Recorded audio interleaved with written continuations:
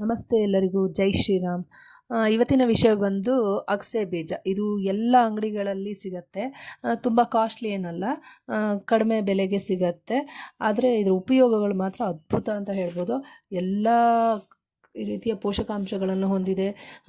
ಇದೇನೇನು ಪೋಷಕಾಂಶಗಳನ್ನು ಹೊಂದಿದೆ ಅಂತ ಹೇಳಕ್ಕೆ ಇಷ್ಟಪಡ್ತೀನಿ.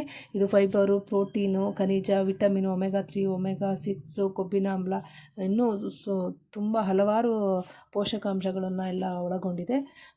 ಇದ್ರದ್ದು ಏನು ಉಪಯೋಗ, ಚರ್ಮಕ್ಕೆ ಏನು ಉಪಯೋಗ ಇದರಿಂದ ಅನ್ನೋದನ್ನು ಇವತ್ತಿನ ವಿಷಯದಲ್ಲಿ ಹೇಳ್ತಾ ಇದ್ದೀನಿ. ಯಾರು ನಮ್ಮ ಚಾನಲಿಗೆ ಸಬ್ಸ್ಕ್ರೈಬ್ ಮಾಡ್ಕೊಂಡಿಲ್ಲ ಎಲ್ಲರೂ ಮಾಡ್ಕೊಳ್ಳಿ. ಒಳ್ಳೆಯ ಉಪಯೋಗವಾಗುವಂತಹ ಈಸಿಯಾಗಿ ಇರುವಂತಹ ಟಿಪ್ಸ್ಗಳನ್ನು ಹೇಳ್ತಾ ಹೋಗ್ತೀನಿ. ಅದನ್ನು ಹೇಳ್ತಾ ಹೋಗ್ತೀನಿ. ಅದರಿಂದ ಸಬ್ಸ್ಕ್ರೈಬ್ ಮಾಡ್ಕೊಳ್ಳಿ, ಯಾರು ಮಾಡ್ಕೊಂಡಿಲ್ಲ ಮಾಡ್ಕೊಳ್ಳಿ. ಇವತ್ತು ಚರ್ಮಕ್ಕೆ ಏನು ಉಪಯೋಗ ಅಂದರೆ, ಈ ಕೊರಿಯನ್ ಜನ ಜಾಸ್ತಿ ಇದನ್ನು ಯೂಸ್ ಮಾಡ್ತಾರೆ. ಎಲ್ಲರಿಗೂ ಗೊತ್ತಿರ್ಬೋದು, ಅವರ ಸ್ಕಿನ್ ಫಳ ಹೊಳಿತಾ ಇರುತ್ತೆ. ಅದಕ್ಕೆ ಜಾಸ್ತಿ ಕಾರಣವೇ ಈ ಇದು ಅಗಸೆ ಬೀಜ ಅಂತ ಹೇಳ್ಬೋದು. ಇದು ಆ್ಯಂಟಿ ಏಜಿಂಗ್ ಆಗಿ ಕೆಲಸ ಮಾಡುತ್ತೆ.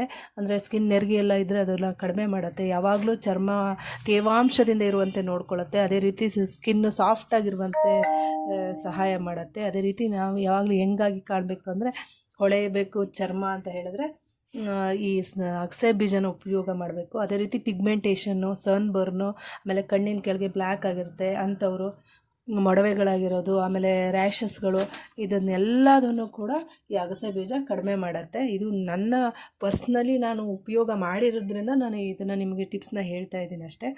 ನಾನು ಇಲ್ಲ ಅಂದರೆ, ಯಾವ ಅನುಭವ ಇಲ್ಲ ಅಂದರೆ ನಾನು ಹೇಳಕ್ಕೆ ಹೋಗೋದೇ ಇಲ್ಲ, ಆ ವಿಷಯದ ಬಗ್ಗೆ ತಗೊಳ್ಳೋದೇ ಇಲ್ಲ. ನಮ್ಮ ಅನುಭವನ ನಾನು ಇಲ್ಲಿ ಹಂಚ್ಕೊತಾ ಇದ್ದೀನಿ.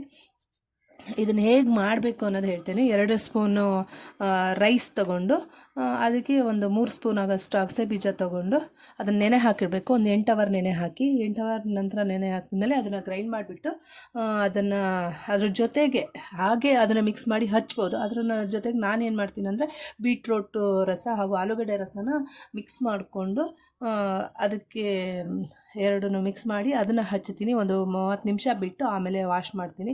ನನ್ನ ಮುಖದಲ್ಲಿರುವಂಥ ಪಿಗ್ಮೆಂಟೇಷನ್ ಇರ್ಬೋದು, ಸನ್ಬರ್ನ್ ಇರ್ಬೋದು, ತುಂಬ ಮಟ್ಟಿಗೆ ನನಗೆ ಇದನ್ನು ಹಚ್ಚಕ್ಕೆ ಯೂಸ್ ಮಾಡಿದಾಗಿಂದ ಕಡಿಮೆ ಆಗಿದೆ.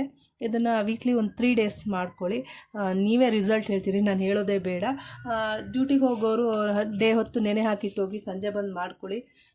ಎಲ್ಲರೂ ಇವಾಗಿನ ಸನ್ಬರ್ನು, ಹೊರಗಡೆ ಡಸ್ಟ್, ಎಲ್ಲದರಿಂದ ಸ್ಕಿನ್ ಕೇರ್ ಬಗ್ಗೆ ಗಮನ ಕೊಡಲೇಬೇಕು. ಎಲ್ಲರೂ ಈ ಟಿಪ್ಸ್ನ ಮಾಡ್ಕೊಳ್ಳಿ ಅಂತ ಹೇಳ್ತೀನಿ. ಥ್ಯಾಂಕ್ ಯು ಎಲ್ಲರಿಗೂ.